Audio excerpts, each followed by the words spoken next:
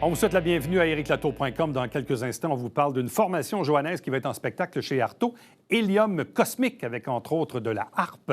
Mais tout d'abord, parlons des défis de la mairesse Bouchard et du conseil municipal pour 2023 avec l'ex-conseiller municipal Philippe Lanier.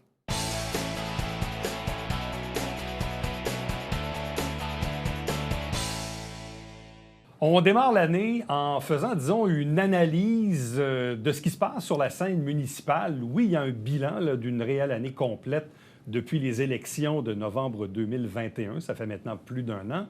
Mais comment va s'entamer 2023? On en discute avec notre analyste, avocat, mais lui-même a été conseiller municipal de 1998 à 2013.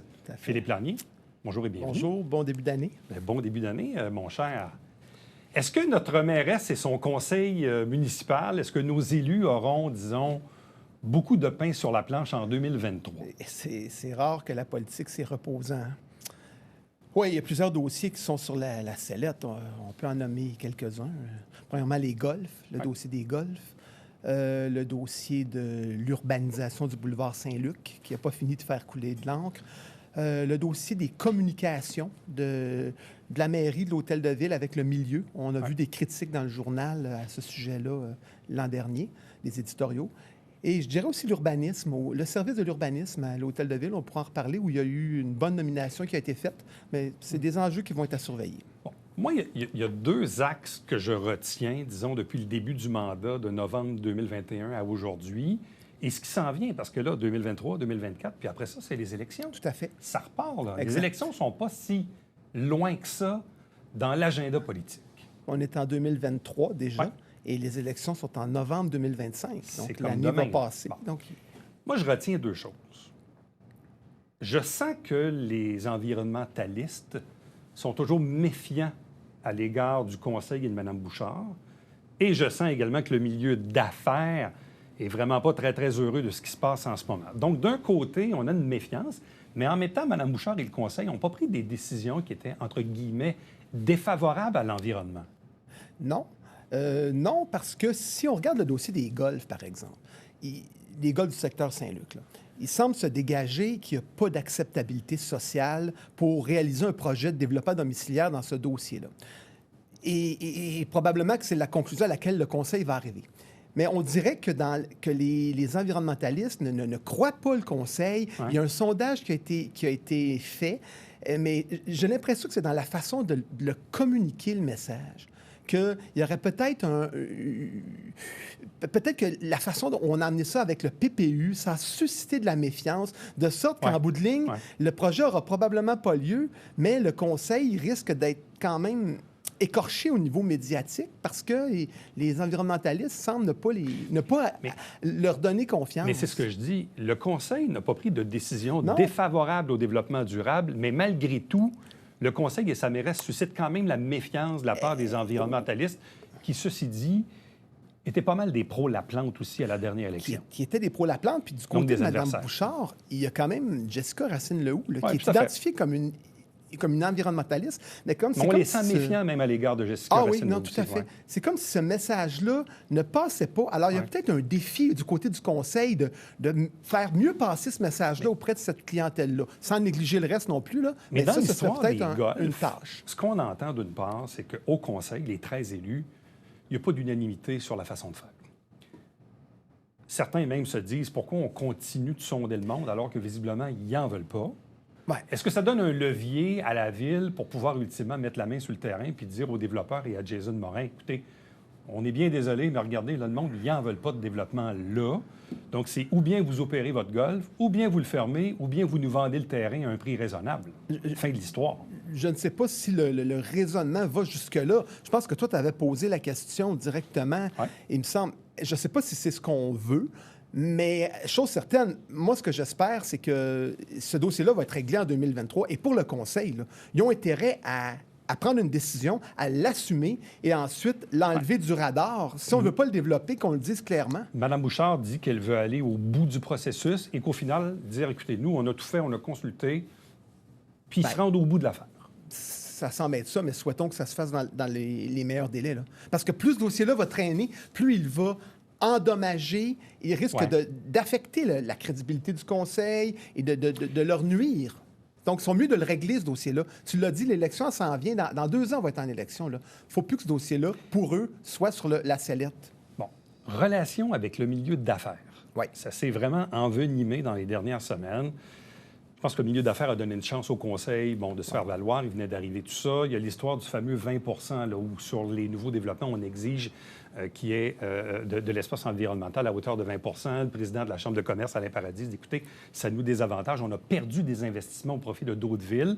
Règlement qui, semble-t-il, doit être modifié. Mais au-delà de ça, on a senti qu'avec le budget, où les taxes municipales ont augmenté de 11 pour les industriels, alors qu'on a limité ça à moins de 3 pour les citoyens, les résidentiels, ça comme la pilule ne passe pas. Non, la pilule ne passe pas. C'est un choix que le conseil a fait. Mais encore là, ce que je dénote, moi, de l'éditorial de Gilles Lévesque et des déclarations de M. Paradis, c'est que c'est peut-être la façon dont tout ça a été communiqué. Au milieu d'affaires, la décision comme telle leur déplaît. Ça, on peut comprendre, ils montent leurs taxes. Mais en plus, on semble l'avoir déclaré. Et Mme Bouchard a fait une déclaration en disant que il créait de la circulation puis de la pollution. Et ça, M. Paradis ne l'a pas aimé, cette déclaration-là. Puis il y a quelques industriels non plus. Alors, je pense que le conseil va de l'avant, prend des décisions, mais qu'on devrait les communiquer, trouver une façon plus optimale dans leur avantage à eux. De passer le message. Politiquement, est-ce qu'un conseil et sa mairesse peuvent se mettre à dos d'un côté les environnementalistes et de l'autre côté le milieu d'affaires? C'est pas une solution qui est gagnante à court terme. Puis moi j'irais plus loin que ça. Je dirais que le conseil ne peut pas se permettre de la mauvaise presse comme il y en a eu à répétition. Parce que si vous regardez, on n'a pas besoin de reculer très loin. Ouais. Alain Laplante, qu'est-ce qui l'a coulé en bout de ligne? C'est toute cette mauvaise presse-là qui s'est accumulée au fil des années, parce que avec des éditoriaux, avec des articles, et il vient un temps où les gens n'écoutent plus. Alors, le conseil doit rectifier le message. Je pense qu'ils sont capables, mais il faut qu'ils le fassent pour ne plus avoir de la mauvaise presse. Puis moi, je pense que ça passe par des communications améliorées. Est-ce que tu crains que plus on va approcher des élections, est-ce qu'il n'y a pas un risque qu'il y ait un deuxième puis un troisième joueur de l'équipe Bouchard qui débarque et qui se statue comme indépendant? Autrement dit, est-ce qu'il y a un risque que l'unité de l'équipe Bouchard, qui est une équipe politique qui, dans le fond, s'est formée pour battre Alain Laplante? Est-ce qu'ils ont réussi? Oui. Mais est-ce que cette équipe-là a vraiment une homogénéité au niveau de l'idéologie qui va tenir la route jusqu'aux prochaines élections? Bien, ça, c'est une question qui est très pertinente. Et le prochain test qu'on va avoir, là, c'est l'urbanisation du boulevard Saint-Luc. Okay? Ouais. Moi, pendant les fêtes, là, j'ai parlé avec plusieurs membres du conseil, de l'entourage et tout, et je sais qu'il y a des discussions, disons, animées entre les membres de l'équipe à propos de l'urbanisation du boulevard Saint-Luc.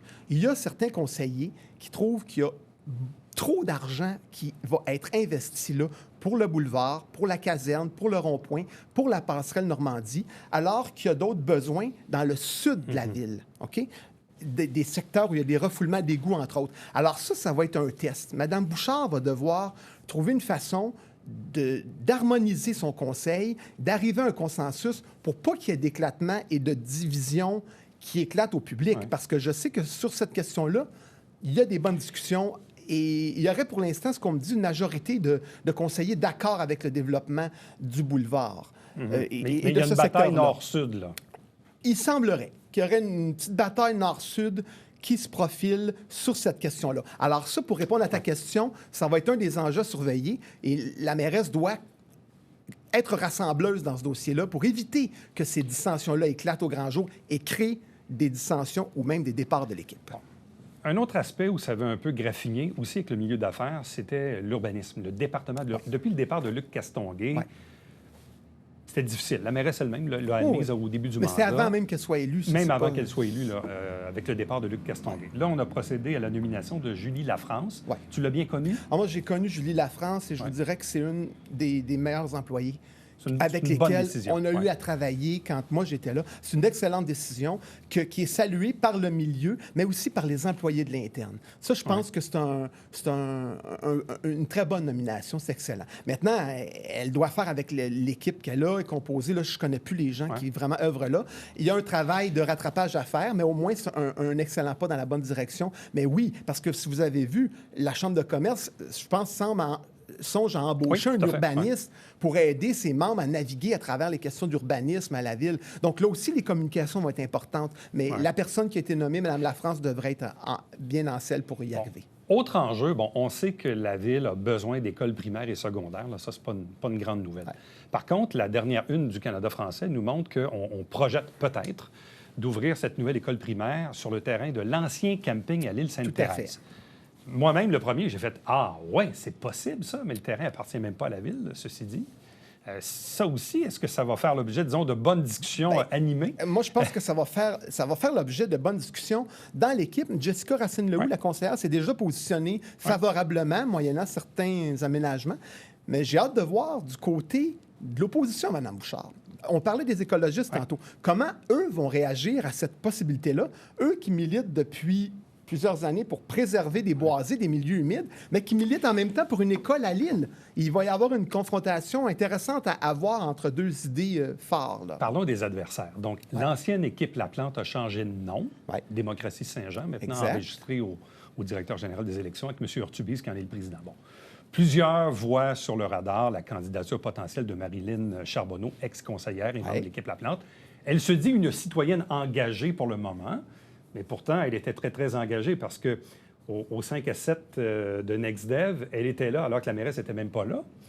Certains se sont même demandé pourquoi Marilyn Charbonneau était là. Donc, visiblement, elle est peut-être en train de sonder le terrain, mais elle était à l'île. Elle est identifiée comme une environnementaliste. Il y a un fonds de caisse intéressant aussi de l'ancien parti. Donc, les adversaires, ils vont commencer à se positionner, là. C'est clair. Ils n'ont jamais arrêté. C'est juste qu'ils sont, je le dis depuis le début, ils sont dans l'ombre, mais ils surveillent la situation. Alors, et ça va être un sujet sur lequel Mme Charbonneau elle va devoir se commettre là, si elle souhaite sortir de l'ombre un jour. Quelle est sa position par rapport à cette école-là? Mais oui, donc, et les adversaires sont là, donc raison de plus pour que l'équipe en place soit vigilante. Bon. On vient de passer le cap du 100 000 habitants. Ça vient avec une certaine facture là, au cours des prochaines années. Plus de policiers, plus de ci, plus de ça. Le bureau de l'Ombudsman. Il y aura aux élections de 2025 2 nouveaux conseillers, districts numéro 13 et 14. On ne sait pas où ils seront. Ça va être intéressant à suivre. J'imagine que le greffier, qui est le directeur des élections, le président, va sûrement refaire une carte électorale. Oui, je l'ai vécu, moi, ça. Avec la fusion, quand on avait fait les 12 districts, il y a des firmes spécialisées et là, qui découpent le territoire en fonction du nombre de citoyens par district, d'électeurs. Mais ça aussi, là, où seront ces districts-là? Je pense que par la force des choses, à Saint-Luc, il devra y en avoir un, parce qu'il y a beaucoup de population là. Mais est-ce qu'on en mettra un troisième à Iberville? Est-ce qu'on va garder la carte 2 districts et demi, comme c'est dans le moment? Je ne sais pas. Mais et je ne suis pas certain si c'est en 2023 ou 2024, l'année avant l'élection, que la carte doit être adoptée, mais il y a des délais très serrés à respecter pour ça. Et l'autre chose aussi, c'est que maintenant, la mairesse peut, de par la loi, se former un réel cabinet de la mairie. Voilà. Avec son attaché de presse qui va possiblement devenir son chef de cabinet. Je crois que c'est déjà fait, mais ce serait à confirmer. Mais effectivement, oui. Ça va changer la donne, ça aussi, là. Ça change pour elle-même, là. Bien, il devient... En fait, c'est que le chef de cabinet devient le chef de cabinet de la mairie et je crois que c'est elle qui peut l'embaucher sans que le conseil puisse intervenir. Maintenant, est-ce que ça va changer la façon dont il fait son travail? Ça, je ne sais pas à l'interne comment les relations sont avec le conseil. Ce sera la mairesse à le définir. Mais 2023 va être une année, comment je dirais, disons, qui va un peu tracer la voie, là. C'est une année décisive pour le conseil actuel, là. Oui, parce que, comme tu l'as dit au début, le milieu des affaires, on a laissé la chance aux coureurs, mais maintenant, on va surveiller de façon plus attentive. Bien, pas nous, mais le milieu, les électeurs. Plus on approche de l'élection, les gens s'intéressent de plus en plus. On est quand même en plus que 2 ans, là, mais le temps s'écoule vite en politique, hein, on le sait. Donc, les gestes qui vont être posés maintenant vont avoir des répercussions l'an prochain, puis à l'élection. Philippe Gagné, merci beaucoup. Merci. Bonne année encore. Restez avec nous. On vous revient après ceci.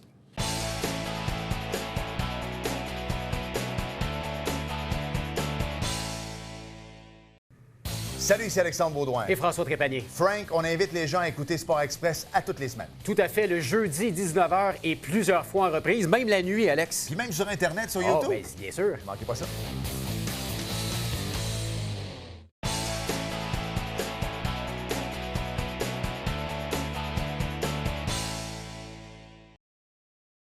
Il y a quelques semaines, lorsqu'on parlait de la programmation d'Arto, situé sur la rue Saint-Jacques, à Saint-Jean-sur-Richelieu, avec son directeur général, Martin Cambrian, on disait oui, on allait reprendre, entre autres, les spectacles avec du divertissement, avec de la musique, faire découvrir des artistes, des groupes, des formations, bref.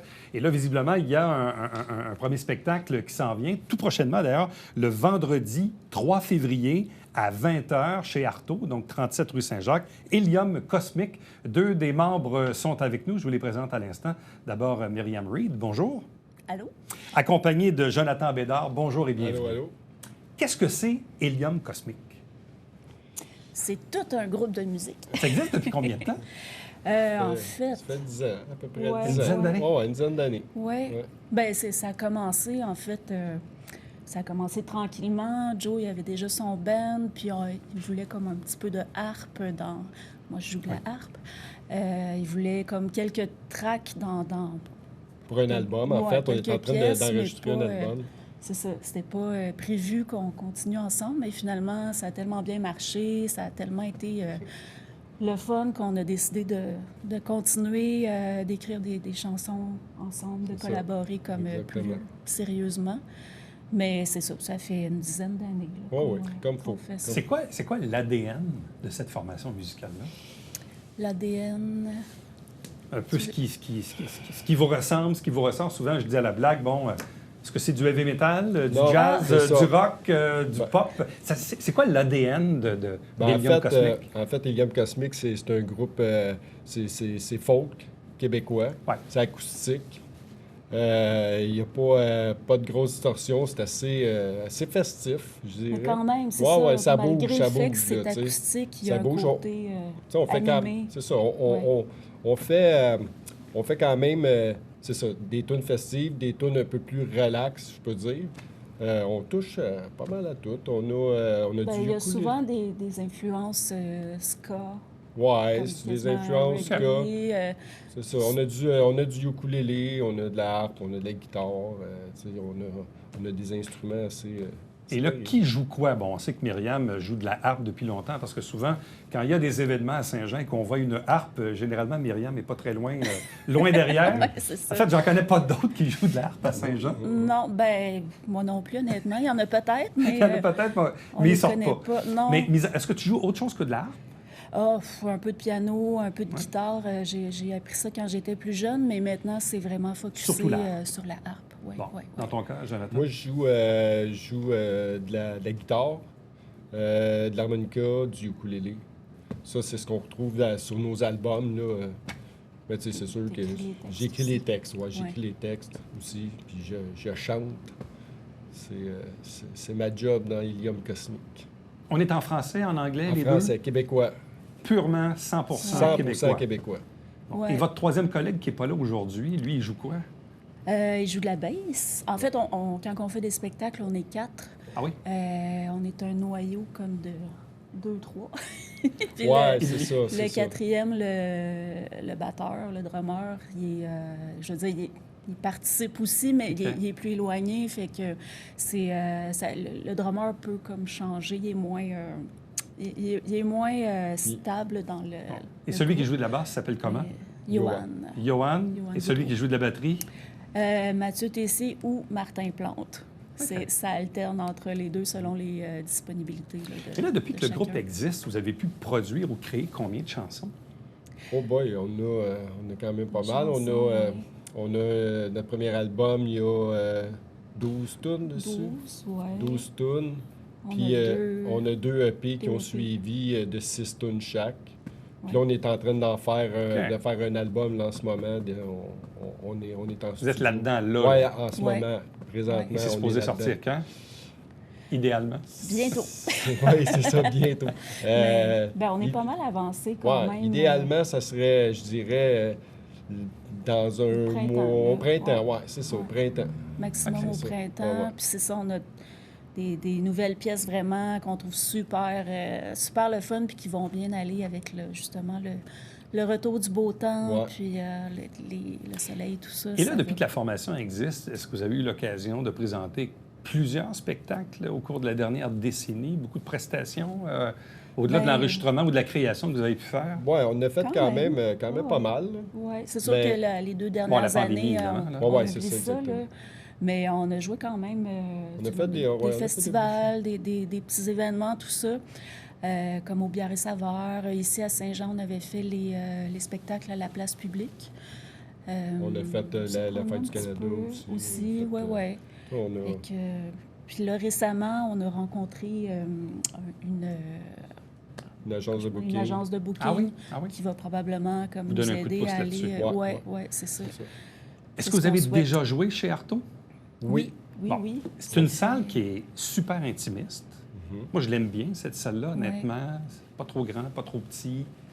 Je trouve qu'elle elle permet une découverte, elle permet d'aller ailleurs, de faire autre chose. Et c'est ça que je trouve intéressant, de renouer avec cette salle-là.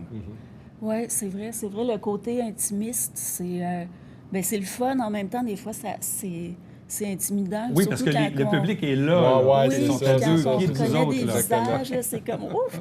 C'est pas le même, Ouais. le même feeling, mais c'est le fun aussi parce que justement, on peut. C'est plus convivial. Bon, des fois, les gens vont justement entre deux pièces faire des commentaires ou n'importe quoi. On peut répondre en direct. C'est beaucoup plus. C'est ça, c'est beaucoup plus convivial que d'être sur une scène où les gens sont loin puis on n'a pas de contact avec eux. Mais les deux options sont bien fun. Oui, c'est sûr. Si on comprend donc un peu la musicalité d'Hélium Cosmique, parlons des textes. Que racontent les chansons? Ben moi, j'aime parler de la vie, tu sais. J'aime parler de ce qui se passe dans la vie des gens. Je parle tu sais, comme j'ai une chanson qui s'appelle Le vieux pêcheur. Je parle de mon grand-père. Puis je pense que ça touche tout le monde dans les anecdotes que je raconte parce que on vit tout un peu la même chose C'est avec, des- avec, ouais, tu c'est sais, des sujets d'une famille à l'autre. Universel. C'est là. ça, des sujets Ouais. universels. J'aime bien me revenir dans mes vieux souvenirs. Mais moi, c'est ça qui m'avait... Quand on s'est rencontrés, moi, j'étais pas une fan tant que ça de musique francophone. J'en écoutais, mais c'était pas comme mon créneau bag. favori. Puis en travaillant sur les chansons de Joe, là, j'étais « Ah, c'est donc bien beau, c'est donc bien... » Comment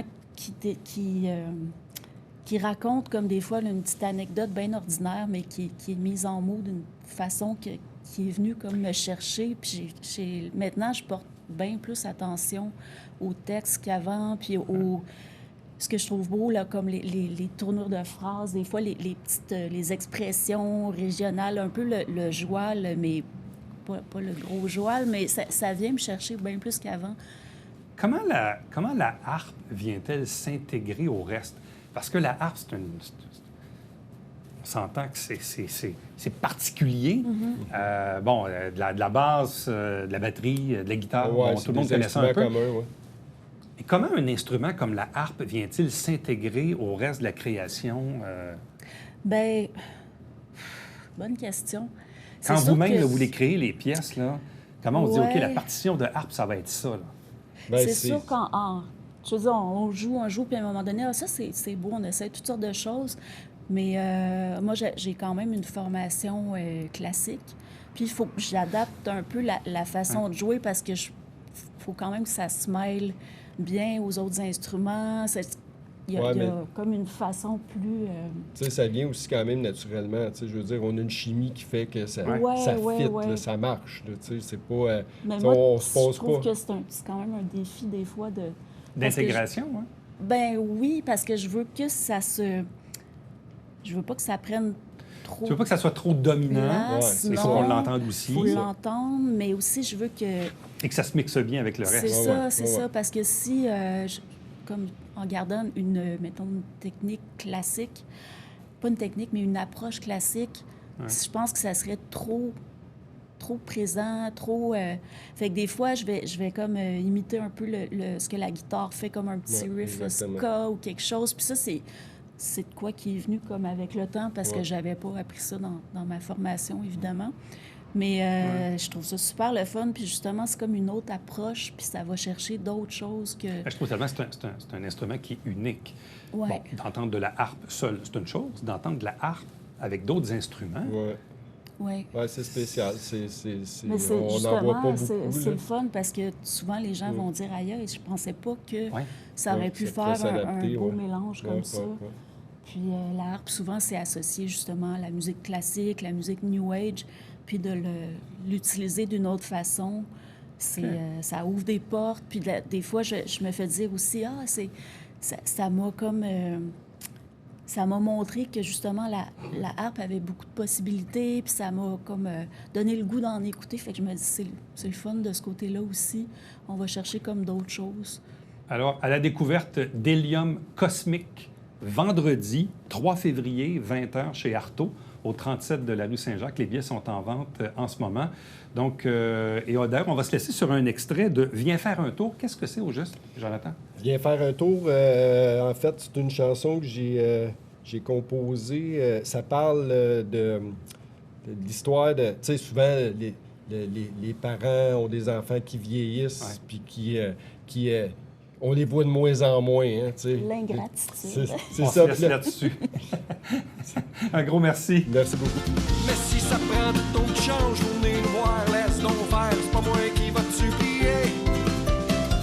Mais si ça prend de ton change, venez nous voir, laisse donc faire, c'est pas moi qui va te supplier. Fais-toi pas d'idée.